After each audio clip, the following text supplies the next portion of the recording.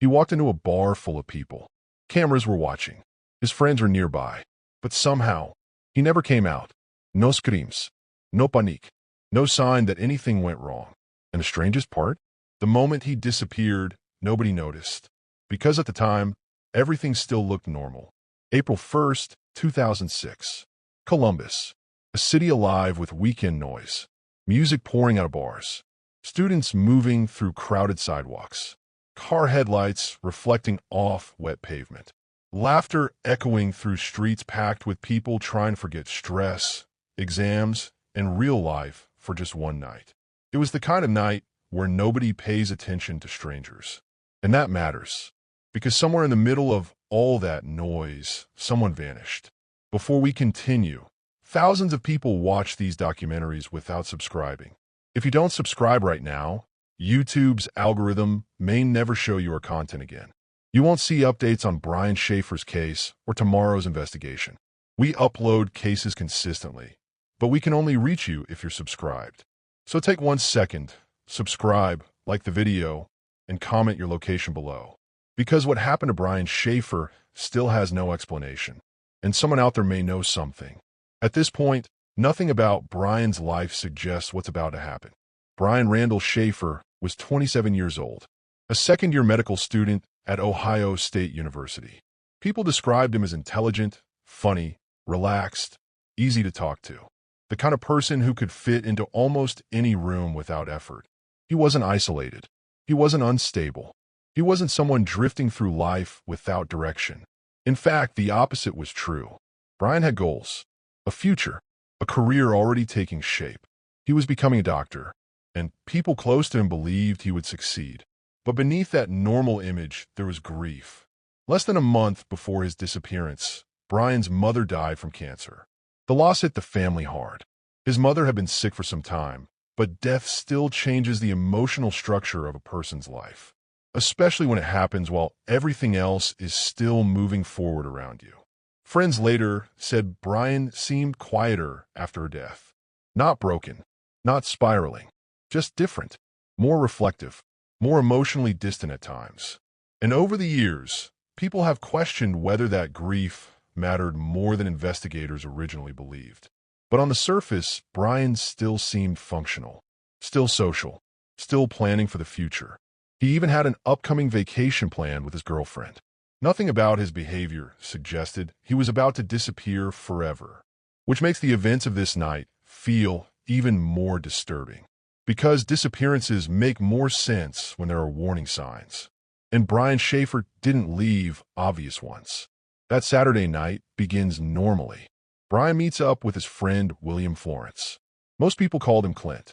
The plan was simple. Go out, drink, relax after exams. Just a normal college weekend. They moved through several bars near campus. Talking, drinking, laughing, blending into the usual nightlife crowd surrounding Ohio State. At some point, they meet another friend, Meredith Reed. The three continue bar hopping through Columbus. Nothing unusual happens. No arguments. No confrontation. No dramatic moment that stands out in memory later. And that's important, because many disappearances have a visible turning point. This one doesn't. Everything changes when they arrive at one specific location. The Ugly Tuna Saloona, a crowded bar located inside the South Campus Gateway complex. Loud music, dim lighting, packed weekend crowds, the kind of place where people disappear into movement. But there's something unusual about the layout. You don't walk directly in from a street. To enter the bar, you first go inside the building, then take an escalator up to the entrance. That detail becomes extremely important later, because cameras monitor the escalator area. People entering could be seen. People leaving could be seen.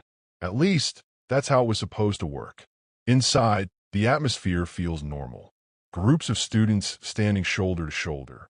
Drinks spilling. Music vibrating through the floor. The type of environment where details blur together quickly. Brian and his friends settle in. More drinks. More conversation. Nothing unusual. Nothing threatening. Nothing memorable enough for anyone to later say. That was the moment everything changed. At one point during the night, Brian and Clint briefly leave the bar. Just for a moment. fresh air, conversation outside the noise. Then they return inside again. The night continues, and nobody realizes the timeline is quietly narrowing around Brian. Because every second after this point becomes important. Every movement matters. Every witness becomes part of a puzzle no one can solve. This is the moment the entire case depends on. Around 1:55 in the morning, surveillance footage captures Brian near the entrance of the bar. He's talking with two women. The interaction appears completely ordinary. No visible distress. No argument. No panique. Brian looks relaxed, comfortable, normal. The kind of moment that would mean absolutely nothing in any other case. But in this case, it becomes the final confirmed sighting of him alive. The women eventually leave. Brian turns around, walks back toward the entrance, and goes inside the bar. That is the last confirmed image investigators have of Brian Shaffer. After that, nothing. Think about how impossible that sounds. A crowded bar, security cameras, hundreds of people, and somehow, a man disappears without a trace. Not from the woods, not from a highway, not from an isolated area, from inside a busy public building. Minutes later, the night begins winding down. The bar prepares to close. People start leaving in groups. Friends separating. Couples heading outside. Crowds flowing toward the escalator. And at first, nothing feels wrong. Because people get separated all the time in crowded places. Especially late at night. Especially when alcohol is involved. So when Clint exits and doesn't immediately see Brian, he doesn't panic. He assumes Brian is nearby, still inside, talking to someone, using the bathroom, maybe leaving through another route. All normal explanations. At first, but minutes pass, then more minutes, and slowly, confusion begins to form. Clint calls Brian's phone. No answer. Calls again. Still nothing. At this point, it still doesn't feel like a disappearance. It feels like delay, like temporary separation, the kind of thing that fixes itself in 10 minutes. Except it doesn't. Brian never comes outside, never calls back, never returns home. And over the next several hours, the atmosphere around the situation changes completely. Because there's a point in every missing persons case where concern becomes fear. And this is that point. Morning arrives. Still no Brian. No contact. No explanation. Friends begin retracing the night, trying to rebuild the timeline from memory. Who saw him last? Where exactly was he standing? What time did he disappear? And every answer leads back to the same location. Inside the bar. At first, investigators believe the case will be simple. Review the footage. Track his exit. Find out where he went. A straightforward timeline. That's what everyone expects.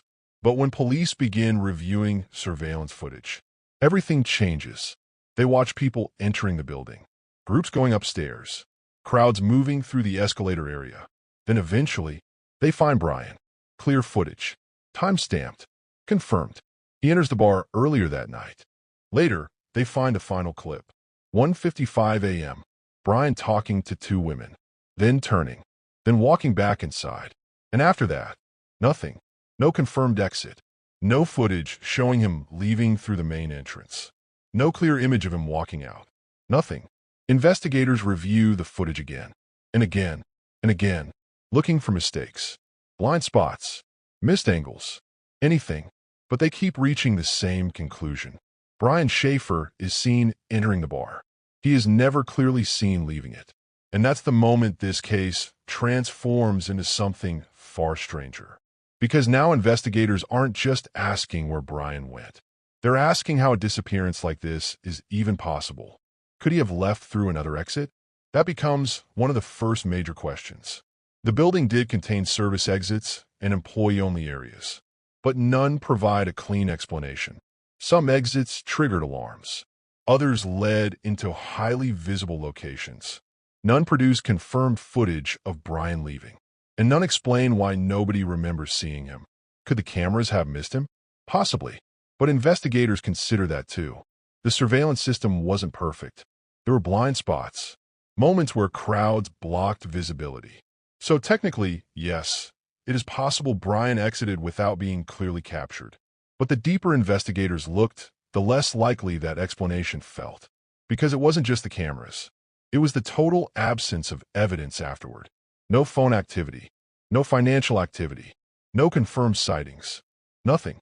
It's as if Brian walked into that building and vanished from reality itself. And that's what makes this case so psychologically disturbing. Because most disappearances still leave direction, a trail, a path, some indication of movement. Brian's case doesn't. The timeline simply stops, abruptly, inside a crowded public space. At this point, police begin expanding the search. Hospitals are checked. Nearby streets searched. Friends questioned again. Investigators begin digging deeper into Brian's personal life, looking for anything that might explain voluntary disappearance. Financial trouble, relationship problems, mental health concerns, anything. But they keep running into the same problem. Brian had plans, real plans, a future already in motion. He was scheduled to travel with his girlfriend soon. He was progressing through medical school. People close to him did not believe he would intentionally abandon his life. Not without warning, not without contacting anyone. But as days pass, public attention begins growing rapidly. Because this case sounds impossible, and impossible cases spread fast. Media outlets begin covering the story. Photos of Brian circulate nationally. The smiling medical student who entered a bar and never came out. And the more people hear that description, the more unsettling it becomes. Because everyone understands crowds. Everyone understands security cameras. Everyone understands how impossible it should be to disappear under those conditions. Yet somehow, Brian did. And now theories begin forming. Did he leave voluntarily? Did someone inside the bar harm him? Did he secretly leave through another route? Was there an accident? Was there foul play? Over the years, every possibility would be debated, and none would fully explain the evidence. Because every theory leaves something unanswered. Every explanation creates another problem. If he chose to disappear voluntarily, why leave behind everything? His family, his career, his future, and why never contact anyone again? If something violent happened inside the building, how is there no evidence? No weaknesses? No sign of struggle? How does something like that happen unnoticed in a crowded bar? And if he simply left through another exit, why has nobody ever reliably seen him afterward? Why did the trail end completely? Those questions begin here, on this night, inside this building, with a timeline that breaks apart under scrutiny. At this point, investigators realize they're dealing with more than a normal missing persons case. They're dealing with a mystery that doesn't behave normally. A case where the final confirmed moment becomes a locked door. A case where the timeline itself becomes the crime scene. And this is only the beginning, because in the next part, the investigation goes deeper. The surveillance footage is analyzed more intensely. Witness accounts begin contradicting each other, and theories emerge that completely divide public opinion, including one possibility investigators could never fully rule out. So now I want to hear from you. Do you believe Brian Shaffer left that bar alive? Or do you think something happened inside the building? Comment your theory below. Not just yes or no. Explain your reasoning. Because this case forces people into two completely different interpretations. And almost nobody agrees. If you made it this far, like the video. It helps push cases like this to more people.